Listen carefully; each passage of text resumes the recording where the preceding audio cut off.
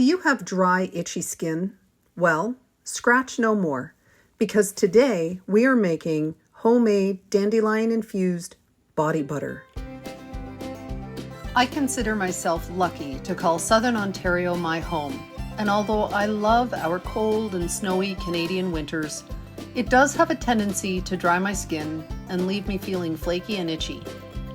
A few years ago, I happened upon a body butter recipe which I have adapted over the years to incorporate some of my favorite ingredients. At the base of my body butter is the handmade dandelion oil that I infuse each spring.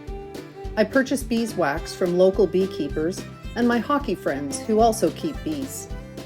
And the best part? I love to scavenge in thrift stores in search of beautiful clay pottery that I use as a vessel to hold my body butter once completed. Making body butter is such a fun and easy process, and if you're like me, you will never purchase store-bought hand lotion again. So let's begin.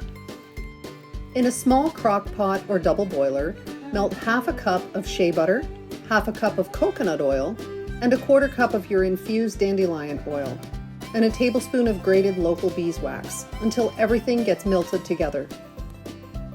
Pop this oil mixture into the refrigerator and let it become solid.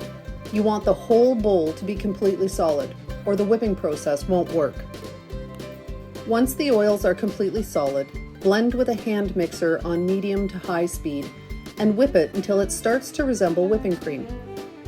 Sprinkle in the arrowroot powder and add 1 to 2 tablespoons of your essential oil if you want to add a natural scent. Whip the body butter again to incorporate all the ingredients and then transfer to your pottery. This recipe makes about 1 to 2 cups of whipped body butter. So go ahead, dive into winter and scratch no more. Enjoy!